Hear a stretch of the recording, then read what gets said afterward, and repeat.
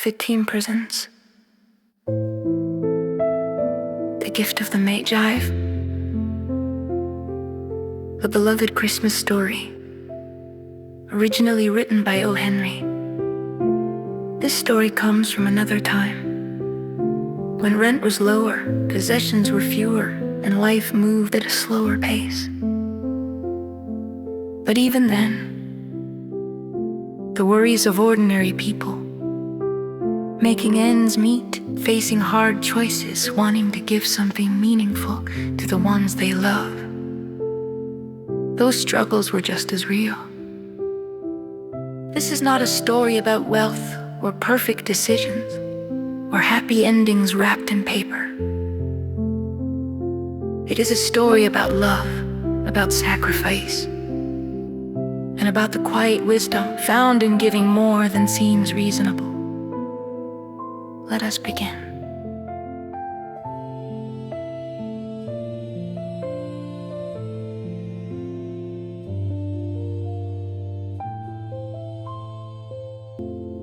$1.87. That was all she had. She counted it at 3 times, once on the kitchen table, once on her bed, once more in her hands, as if hoping the coins might multiply like some small miracle.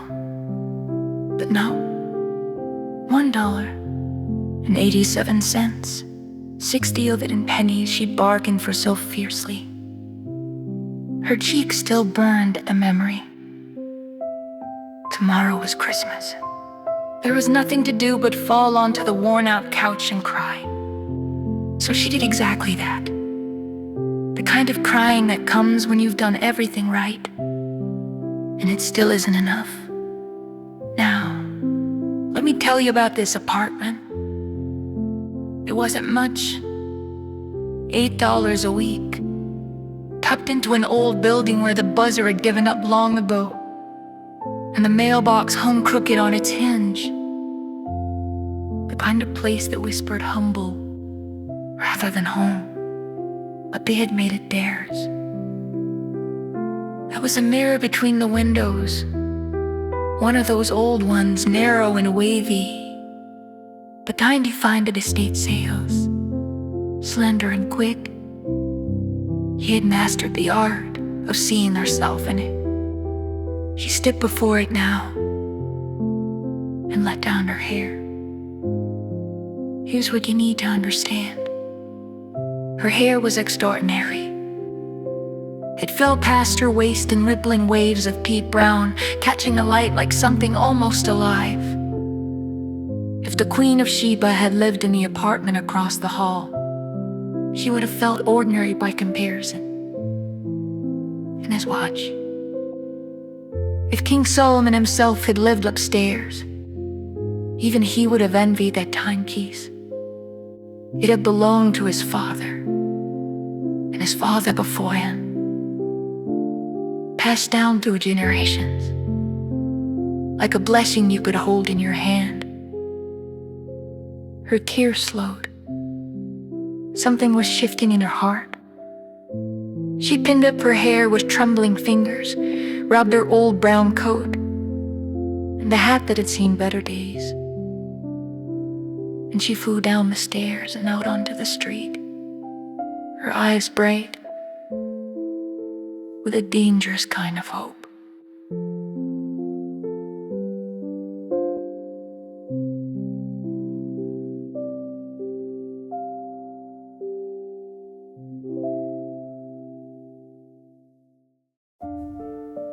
The sign read,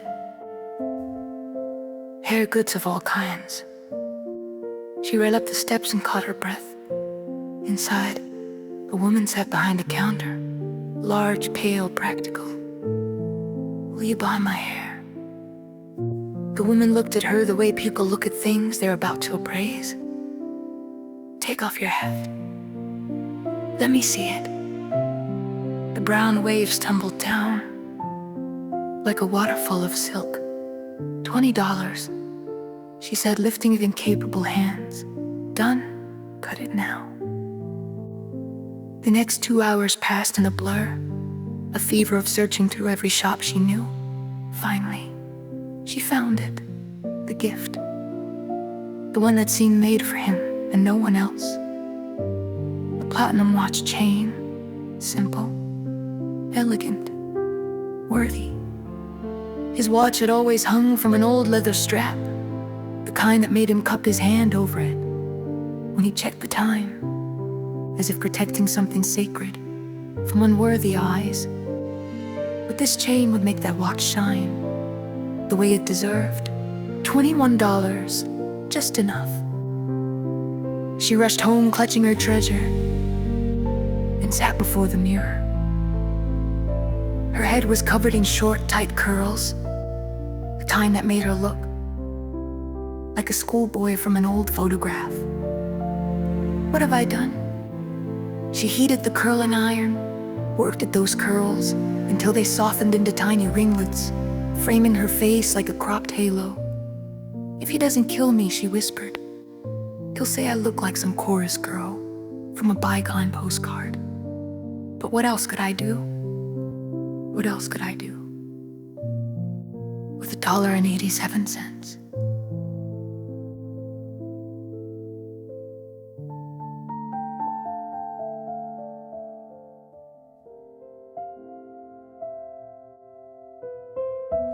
At 7 o'clock, the coffee was ready and the frying pan sat waiting on the stove. She heard his footsteps on the stairs, that familiar rhythm she'd know anywhere. She gripped the chain in one hand and positioned herself by the door, whispering a small prayer. "Please, God, let him still think I'm beautiful." The door opened. He stepped inside. He was only 22, already carrying the weight of responsibility for two. His coat was thin for the weather. His gloves were missing. But right now, he needed nothing but to stand there, frozen, staring at her with an expression she couldn't read. It wasn't anger. It wasn't surprise. It wasn't disapproval. It was something else entirely, something that frightened her.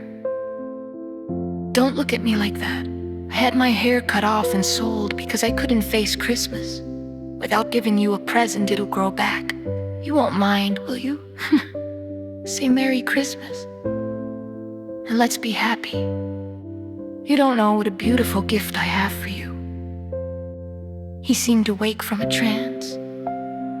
He pulled her close. "You cut off your hair?" He asked slowly, as though the words themselves were strange and new. "Cut it off and sold it. Don't you like me just as well? I'm still me, aren't I?" He looked around the apartment, searching for something. "You say your hair is gone? You don't have to look for it," she said softly. "It's sold, gone. It's Christmas Eve. Be good to me. Because I did it for you. Maybe the hairs of my head could be counted." She smiled. "But nobody could count my love for you.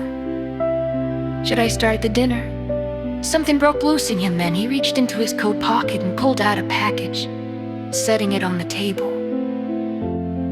"Don't misunderstand me. There's no haircut, no shave, nothing in this world that could make me love you any less.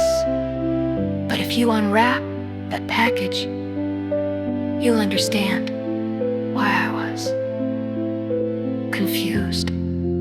Her fingers worked at the paper and string. And then she saw them. The combs, the ones she had worshipped through a shop window on Broadway. Tortoiseshell with jeweled edges, the exact shade, could disappear into her beautiful, vanished hair. Expensive, impossibly expensive. And now, hers. Joy flooded her heart first, then understanding. Then the tears came. And this time, they were something other than sad. "My hair grows fast," she finally managed, clutching the combs against her chest. He sat on the couch and smiled in that crooked way of his, the way that made her fall in love with him. "In the first place, how about you open your present now?" She held out the chain and it caught every bit of light. In that small apartment, glowing like something almost holy. Isn't it beautiful? I hunted all over town. You'll have to look at the time. 100 times a day now. Give me your watch. I want to see how it looks together. He didn't move. Instead, he lay back on the couch and put his hands behind his head. And he smiled. The strangest, most peaceful smile she'd ever seen. Let's put our Christmas presents away for now. They're too nice to use just yet. He paused. I sold the watch to buy your combs.